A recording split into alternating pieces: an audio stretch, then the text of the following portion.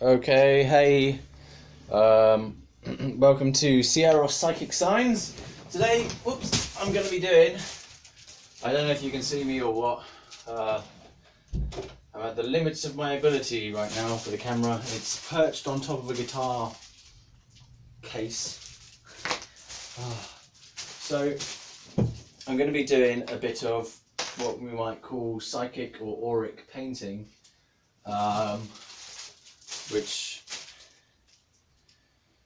it just happens to be the style I paint in at the moment, where what I'm painting is I'm trying to just reflect kind of my inner state of mind, but also what I know about consciousness and about the world. So my pieces tend to be a reflection of situations, but on an energetic level. So at the moment, this one, I don't really know what it is yet. It starts off in the formless realm, you see, where we have a bunch of nothing going on. And then I'm bringing it out into the open. I've got these crappy little acrylics from Wilco. I swear it used to be called Wilkinson. Did it not used to be called Wilkinson before it was called Wilco? I just feel like they just change these things and then no one will just forget about it. Like, Starburst used to be called Opal Fruits, but that's just another thing, isn't it? They sneakily change the name of things, and maybe you remember it for a little while and then you just get used to the new name and you forget that the old thing was even there. Like Woolworths. I think quite a few people remember Woolworths. Yeah, I saw an HMV the other day. There's still HMVs lying around. I didn't realise that HMV was still going, to be fair. Then again, I do live in Slough, so if it's not a pound shop, you're surprised if you see a shop that doesn't have the word pound in the title, or save. Pound save. Saver world. Pound world. 99p savers. So, yeah. Now, the way that I seem to be layering this stuff, see what I've just done there, I've just crossed over a bit these lines. So these lines were obviously, in terms of the auric integrity of this thing, it's very circular overall. So you've got a circular feeling to it, which in a 3D realm would be spherical, I suppose, or ovular, oval, eggular, egg-sized, egg-shaped, oval, ovular, ovulated. Yeah, anyway, so this like horizontal line from an outside to an inside, or from an inside to an outside, represents a boundary violation of some kind from an external source to the integrity of whatever this middle part represents. So now with the blue, I'm using the blue sort of subconsciously in a way, because I don't really think too heavily about it, but just to smooth over that boundary violation. So we're reintegrating and bringing back a sense of unity to the piece, which is a representation of some kind of aura, whether it's someone's aura or the aura of a situation, the aura of an event, the aura of a nation. It could be anything. I mean, to begin with, actually, I just said nation. To begin with, this piece had a Union Jack style cross on it, diagonal thing over the cross, which just, I don't intend things. I'm not planning anything in advance. I just do what feels like the right move to make at any given time. So if I was to try and say, oh yeah, this is about Brexit, that would be incorrect, because it's not about anything. If anything, it's just about what does the piece want. I was about to go into there, and then I felt that as I moved towards this section, it feels like it doesn't want me to do that. I moved there and I felt a sense of, no, let's carry on around the outside here. Around the outside. So maybe this part wants to be, doesn't want to have blue in it. It's sort of suggesting no, but I'm trying to clear up this little boundary violation here At the moment, the sense of brown feeling is a feeling of bareness somehow, or burntness. But I like the feeling that this blue is emanating from the middle. A lot of my pieces have a feeling of emanation, that something is being kind of radiated outwards. So here, there's got some vertical lines. You can't actually see them, but I'll put them in, that were there from previous layers, and they seem in contrast. You see how that, if this is moving as an entity, as a chakra, for example, and then you've got these breaks, that would be a representation here, or an energetic sensation of block or stoppage. The whole thing, it wants to be moving, it wants to be flowing, and then you've got these things that are kind of like saying, stop, stop, stop. You know, they're putting like a cog, they're putting a jam in the cogs, sorry, they're putting like a wrench in the cogs of life, which on a deeper level is fine. It's all part of life, you know, that's just something that happens, that you get blocked occasionally, we run into troubles, we have disasters, and they feel horrible, and it's a horrendous thing to go through when you go through these horrible periods in your life. Depression, grief, trauma. This could represent, I don't know, 3 bad events at a certain time. Occasionally I feel like, oh, I shouldn't be covering things up that mean something. But the point of this is it's all a process. Like this blue is going to get covered up shortly. But what remains is what's important. So again, I'm seeming to use Brexit terminology. Remains. What remains is important.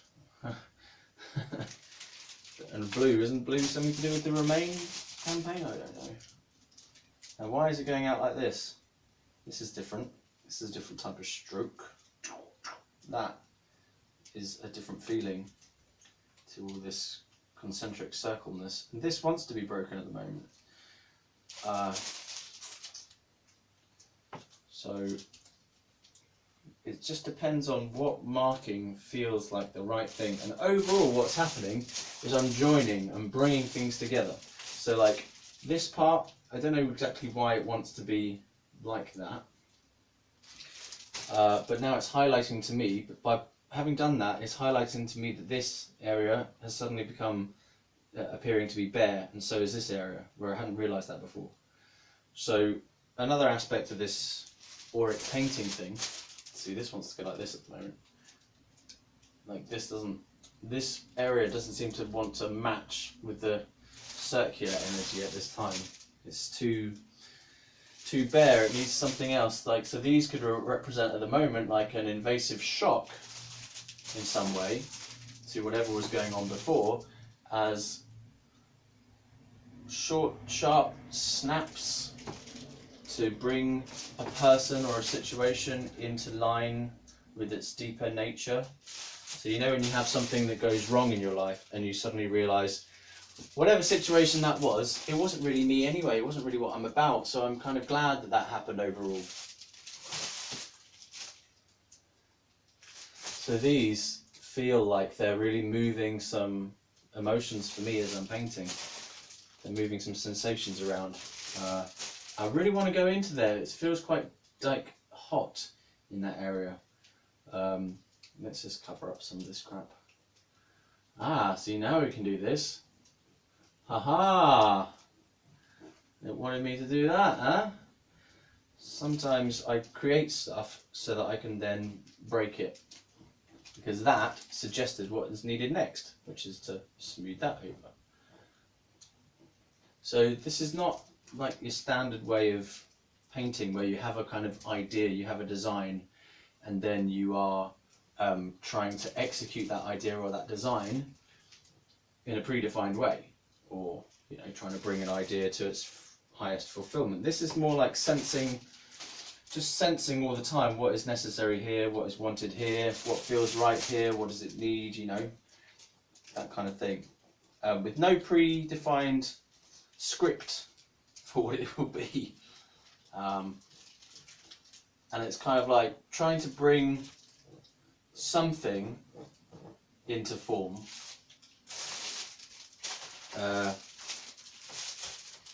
and giving it its maximum opportunity to mess around with itself before it turns into its final form. So once this piece is a long-term piece, I've had it for a while, and I've done many layers on it already, and it still hasn't settled down with itself. You know, it gets to a certain point, it's like, yeah, that's what it should be, and then it goes, actually, it's not as clear as it could be, it's not as vibrant as it could be, it's not as powerful as it could be, it wants more attention, you know.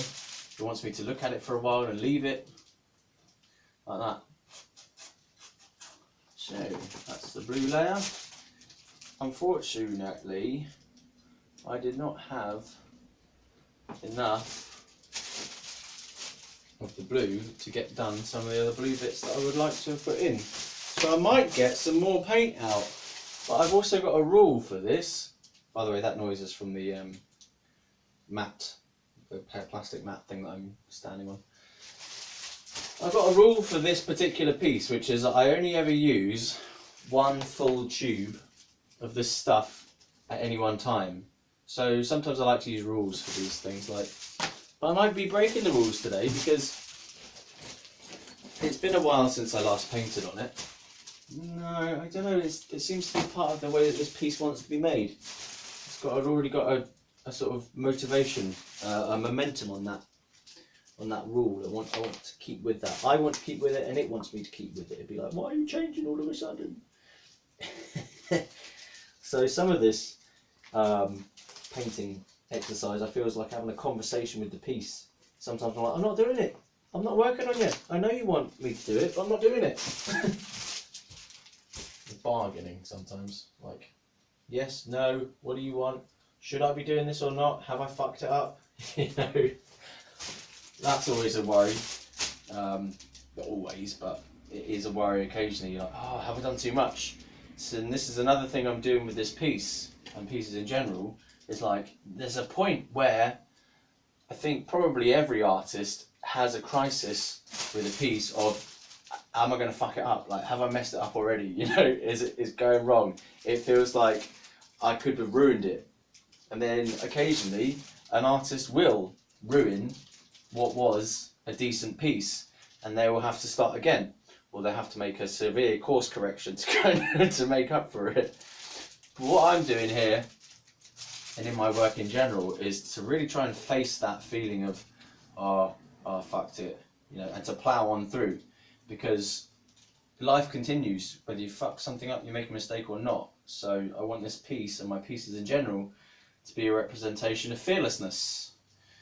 Yeah, so you just keep going. Right, now I'm going to leave that a little break because I've run out of blue bits to spread around, and now obviously I'm lying because I'm still working on it. Okay, well that's that bit. So it looks like that. I don't know what you can see. Yeah, you'll see that as we develop the layers, it sort of, you know, comes alive a bit more each time. I should have shown you what it was like before I started this, but I only just got the idea to do the video. You know, give me a break. So I've just poured out some more brown there. Brown? Why have I poured out brown? I should have done this one before the glue. You've got to think. I hate thinking about pieces though. I hate sort of planning and stuff. It's just too, there you go. It's too long-winded. Oh, let's put the brown in there. Oh, yes. Yeah, blah, blah. And then you just go, fuck it, you know? Like, don't let the piece get too fucking content with itself, right? It needs to be growing. It needs to be changing. It needs to be evolving. And I hate it when it feels like it's become static. If a piece has become static, I'm like, nah, fuck this. Because you want to end up, well, I want to end up, with a feeling of vibrancy, a feeling that your perception of it is changing when you're looking at it, so it never stays the same, so every time you look at it you see something new, that kind of thing. And I want it to be charged with a kind of spiritual brightness, spiritual energy, which is vibrancy, isn't it? It's the vibrancy of life. Come on, you. Oh no, I've ruined it, blah blah. And then you go, oh, you can't keep ruining it, it was good before. Haha, that's life though, isn't it? Life never stays the same from moment to moment. So as soon as you say, yeah, that's it, that's done, then you're kind of trying to freeze the flow of life. Aha. But there is a point that you reach where you finish the piece because it continues to feel like it's in flow even when you're finished. So there's times when you can abandon a piece and forget about it and finish it in a certain way, but it's not actually finished.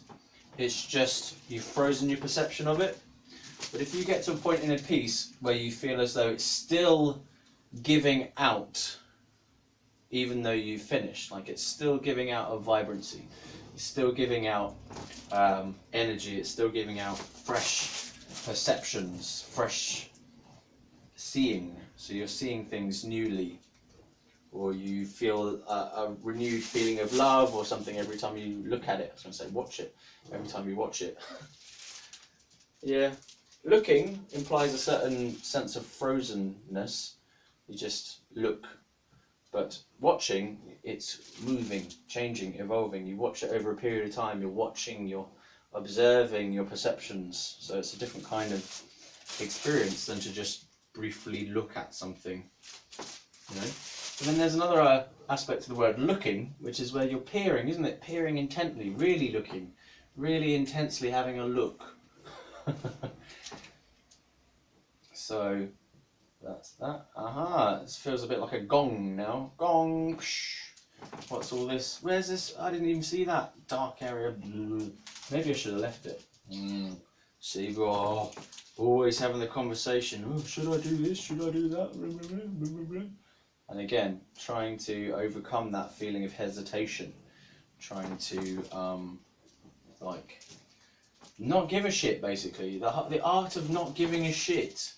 And it's just like, come on, plow into it, let's keep going, saying things twice, yeah. Oh, a little bit there, were ya? Trying to escape. Oh no, look at all this stuff. See, I don't like this, this is too contrasty. This is like, yeah, I'm blue and I'm brown. Stop trying to stand out. You know, integrate with the world, become part of the whole. Stop trying to be all snazzy with your blah, you know? Just be yourself, but don't try and draw attention to yourself all the time, like, oh, look how amazing I am. You're part of that. Don't think just because you're over there, that you're not coming from there, you're part of that. Yeah? Stupid individualization. Right, is that finished on that part?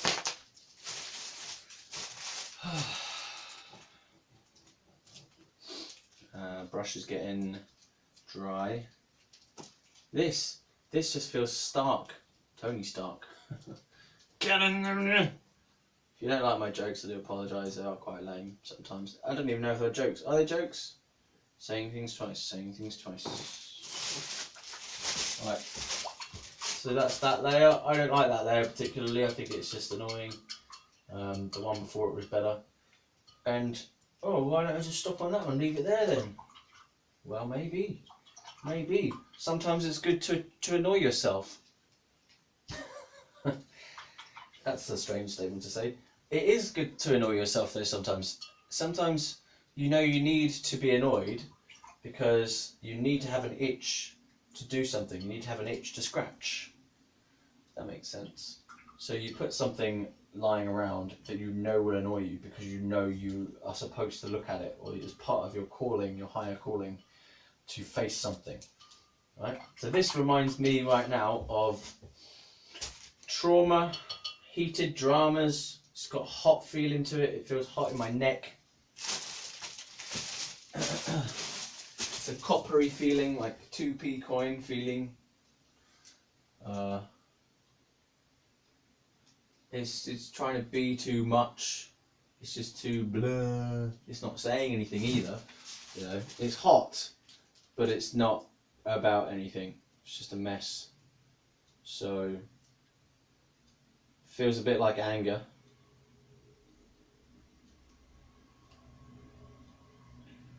Just going to take a sip of water. I'll leave you two together for a moment.